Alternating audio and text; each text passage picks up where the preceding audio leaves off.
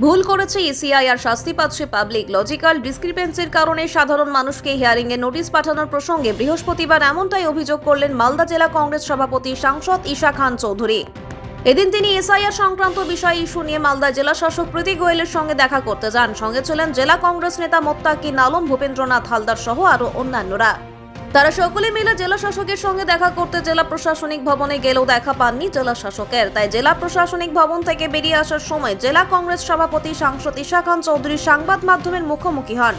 সেখানেই লজিক্যাল ডিসক্রিপেন্সির কারণে সাধারণ মানুষকে হিয়ারিং এর নোটিশ পাঠানোর প্রসঙ্গে তিনি অভিযোগ করে বলেন, ভুল করেছে ইসিআই আর শাস্তি পাচ্ছে পাবলিক। আজকে আমরা এসছি ডিএমের সঙ্গে কথা বলতে, কারণ আমরা ভিডিওর বুথ থেকে শুনেছেন যে সমস্ত ভিডিও অফিস আজকে কিন্তু খোলা এবং নেতাজির জন্মদিন আমাদের 26 তারিখ থাকবে। যেহেতু এসআইআর চলছে, তো আমরা ভেবে রেখেছি হয়তো ডিএম অফিস খোলা থাকবে। তো ডিএম বলে না, আমার অফিস খোলা নেই, ভিডিওদের অফিস কন্টিনিউ করছে, এসআইআরের জন্য হিয়ারিং কন্টিনিউ করছে। তাহলে দেখা হলো না আপনার সাথে? না, আজকে দেখা হয়নি। আমার অনেক গ্যাপিং হচ্ছে ওনার সঙ্গে যে কোনো কারণে। কি দাবি নিয়ে এসেছিলেন আপনার আজকে?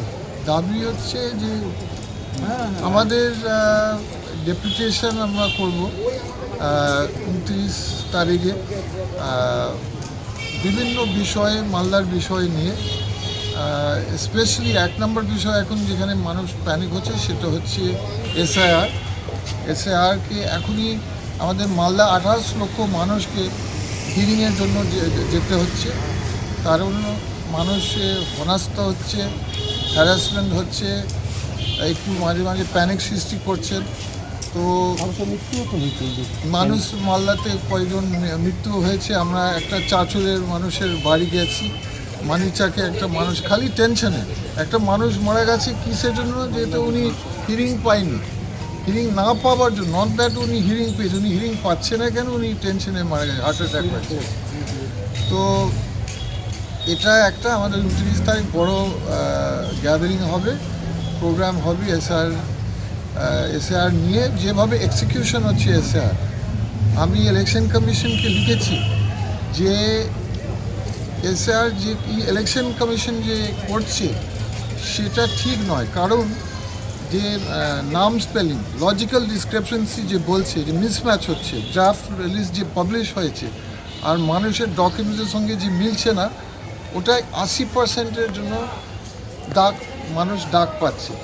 আর ওটার কার দোষ? ওটা কি পাবলিকের দোষ? পাবলিক কোনো ওদের নাম মিসস্পেলিং করছে না, বা পাবলিকের ডকুমেন্টস ভুল আছে? পাবলিকের ডকুমেন্টস ভুল না, যে সফটওয়্যার আছে, যে এআই আছে, সে সফটওয়্যার বাংলা সঠিক জানে না, তার জন্য ওই সফটওয়্যার ইসিআই সফটওয়্যার, তাহলে ভুল করছে ইসিআই আর শাস্তি পাচ্ছে পাবলিক। এটার জন্য আমাদের মালদা জেলায় আমরা একটা কেস করছি হাইকোর্ট, সুপ্রিম কোর্ট, এবং আমরা একটা আন্দোলন করব। কারণ আমরা ইসিআই এগেনস্টে, বা আমরা চাইবো যে ইসিআই এই ভুলটাকে ঠিক করুক। আমাদের দাবি হচ্ছে যত মানুষের লজিক্যাল ডিসক্রিপেন্সির জন্য হিয়ারিং হয়েছে, এই ফল্টি এআইয়ের জন্য, যে এআইটা বাংলা বুঝতে পারে না, যে এআই স্পেলিংটা ভুল করছে, সেই এআইটা বন্ধ করেন। আর যাদেরকে ডাকা হয়েছে এই সফটওয়্যারের জন্য, ভুল সফটওয়্যারের জন্য, ওইগুলো হিয়ারিংগুলো বন্ধ করুন। দরকার নেই মানুষকে হ্যারাসমেন্ট। আপনি ভুল করবেন, দেখুন আপনি আমাকে বলেন কোন দেশে কেসটা আমি করছি, আমাদের মালদা ডিস্ট্রিক্ট করছে। আমাদের বক্তব্য হচ্ছে আমার নাম আছে পরে, আমি তো আমার বক্তব্য হচ্ছে কোন আইনে, কোন দেশে, কোন ক্রিমিনাল আইন হোক, অ্যাক্ট হোক আর সিভিল অ্যাক্ট হোক, যে দোষ করি তাকে সে শাস্তি পাওয়া যাবে। আর এখানে ইসিআই ভুল করছে আর মানুষ শাস্তি পাবে, পাবলিক মালদার জনগণ শাস্তি পাবে, বাংলার জনগণ শাস্তি পাবে, এটার কোনো সেন্স নেই।